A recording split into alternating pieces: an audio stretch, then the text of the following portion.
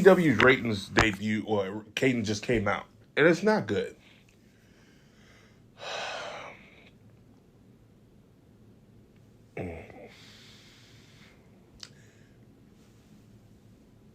I'm gonna be very straight with the point.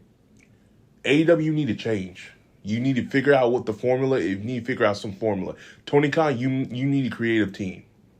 You should have listened to people who are telling you that. You had Eric Bischoff there. You didn't want to listen to him. You need to listen. Vince Russo, you might want to listen to his podcast. Jim Cornette, you might want to listen. Because you keep doing what you're doing, it's not going to keep... The way Warner Brothers Discovery is going, the moves they're making, and the financial situation they're going through, you need to be on your P's and Q's so someone else can pick you up. Because right now, here's the problem. Tony's trying to still want to be this, oh yeah, we kumbaya, we have a great relationship. Motherfucker, read the room. WBD are in trouble financially. They're either looking to sell the company or they're merging with another company. So you have to deal with that. Then you're looking at 2 or 3, 4 different things. Then you're looking at the fact that you are no longer the hot commodity no more. WWE is beating you in that streak. You have lost 2 of your top stars that you've gotten in the last years. You're giving WWE back-to-back main events to their WrestleMania like a dumbass. And here we are. Here we are. You are now hitting 700,000 viewers. You're about to hit 600. Y'all barely got to 1 million views this year. The last time was in February. Here we are. This is not a laughing matter. And all these YouTubers and all the IWC need to be held accountable. Stop pandering to Tony Khan and his coke habits. Stop pandering to him saying Tony Khan did a good show. Fuck that. You need to do a better show. I don't need good. I need great from your ass. Because WWE can give me good shows because they're at a point where they can just give me good shows. Not Tony Khan. I need great. You have made MJF not a ratings draw no more. It made no sense for you. And I still hold by this. You had CM Punk come back in, June? He didn't even make they didn't even announce him coming back to Dynamite. He made that one appearance on Dynamite where he said, I'm supposed to work Saturdays. And that was it. You let the Young Bucks, you let Kenny Omega, you let all these guys, the Elite Squad, run that show to the fucking ground. And here we are. You have no one to blame but your fucking self. Stop being an idiot. Take the criticism. Don't take the criticism to heart. Listen to the critics. Understand where people are coming from with the criticism. We're coming from a good place, not a bad place. We're letting you know you keep going where you're going, you won't last longer than TNA. You won't last longer than TNA. Say what you want about TNA. They've been around for years.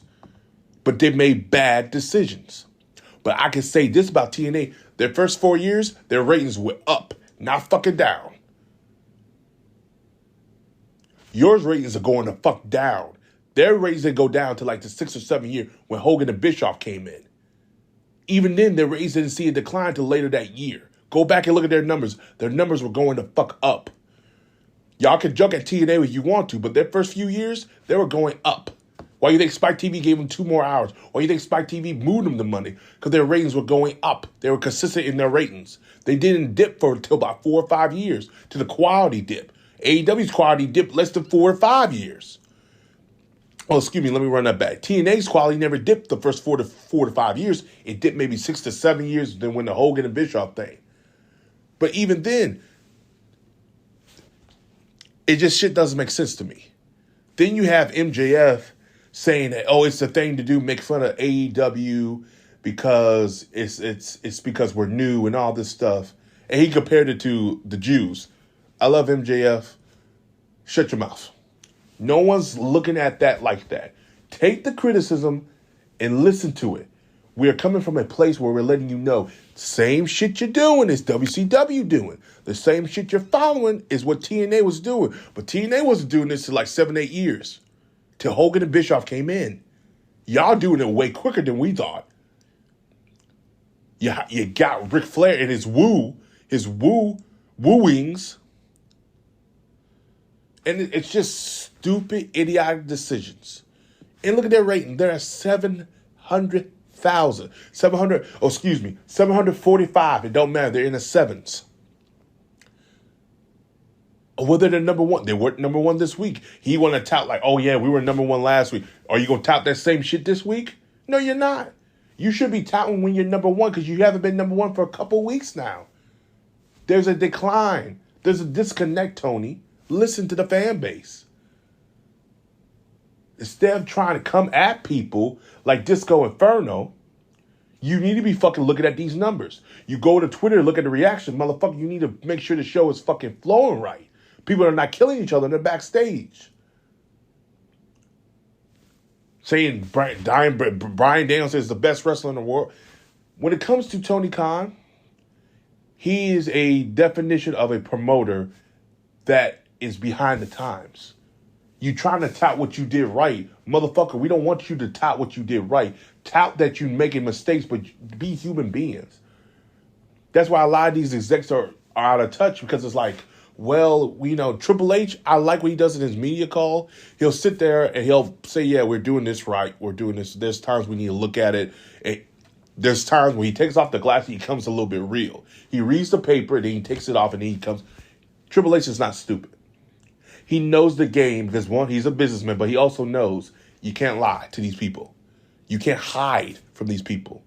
So you gotta be straight with these people. Like we're handling it. Well, the reason Jay's not on here because we want her to be the best at what she can. Where she was trained at before, she wasn't that good. And he was very he threw AEW, but he was very transparent. But he was very honest with it. Tony's not. He wants to go on this long tangent of bullshit that nobody fucking asked for. How's WB? How's your relationship? Well, we use number one, and I don't want to hear all that garbage. What is your relationship with WBD? It's good. It's this. It's that. It's this. And that. Like, no. These numbers, if I was WB, I wouldn't renew them. Plus, how can they renew anyway? They barely run it. They barely have any money. And Tony did not ship ROH to CW. And he was like, well, we thought it was a bad idea. You a fucking idiot. You are a fucking moron. I'm sorry. He's a fucking moron.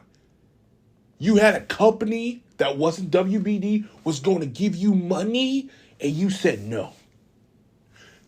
And ROH is a dead fucking brand, and they wanted that, and you said no. You're a fucking moron. You're a fucking dipshit moron. That's money you could have been had.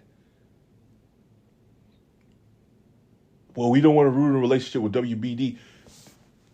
Your relationship with WBD is AEW, not fucking ROH. And that would have probably saved us from seeing all these motherfucking belts on this one motherfucking product. On these shows, excuse me. Decisions like that, NXT would not have been over there.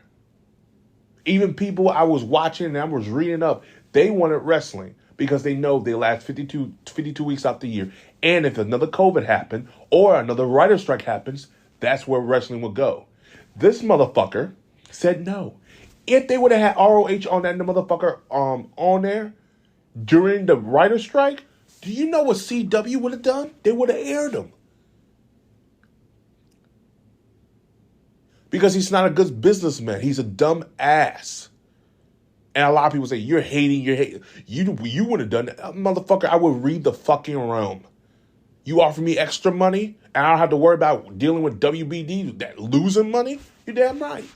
You get all the money you can because WBD is in a situation that they can go bankrupt any day now. Read the room. And here we are. WBD wanted CM Punk. You let him go, and he goes to WWE. You fire him, so WWE doesn't pick him up. And not only that, they said, fuck you. We know what you did. We're hiring him. And now they're in negotiation with WBD. You fucked up, Tony. You played your hand wrong. Cause. And you want to have people sign NDAs. I will never work for a company like that. Why would you have me sign an NDA? What are you trying to hide? What are you doing what you're not supposed to be doing? All this NDA bullshit, you got me fucked up. I wish you would sign me an NDA. If any wrestler wants to go to AEW, go ahead. Make the money you can. But if you have an NDA for me to sign, I'm not doing that. NDAs are not good. It depends, like a Chris Brown or someone like a celebrity status, they go through a lot of shit in Hollywood. That's fine. This is a wrestling company. Why am I signing an NDA before I even get my first paycheck? Make that make sense to me. You should have the freedom to express how you feel. If you think the boss is not doing a good job, call him out. Why? Because that will get him in top take shape. But see, now you got all these NDAs, no one's calling him out because they can't. Mark Henry's like, oh, he's doing a good job. He has to say that because he signed an NDA. All these people, now we know what you're doing. We know what game you're playing. We're not stupid. Hell, and the people know. Look at those ratings. But CM Punk going to WWE, and I'll be honest with you, I'm going to wrap this up. I tell you I was going to wrap this up. Was a sign, was a telling sign that Tony Khan doesn't know what he's doing. Tony Khan is running a sloppy shop. And guess where the Elite are? None of the Elite squad is on the show right now. Oh, it's because Kenny Omega's injured. Nope. Oh, it's because the Young Bucks are on the chat. Nope. Oh, it's because you're running a sloppy shop. You let the Young Bucks run CM Punk out the business when you don't even have the Elite squad there. You fucked yourself over, man. You made a separate brand. You made a split roster, which honestly worked. I didn't think it was going to work, but it worked. To please one party, in reality, you should have pleased the fans, not the party. But you pleased the Elite squad, not us, because we wanted to see the Elite versus FTR CM Punk. You said, fuck us. You said, well, I want to make sure everybody's happy. Vince would have not had this happen. Vince would have had these motherfuckers in the room.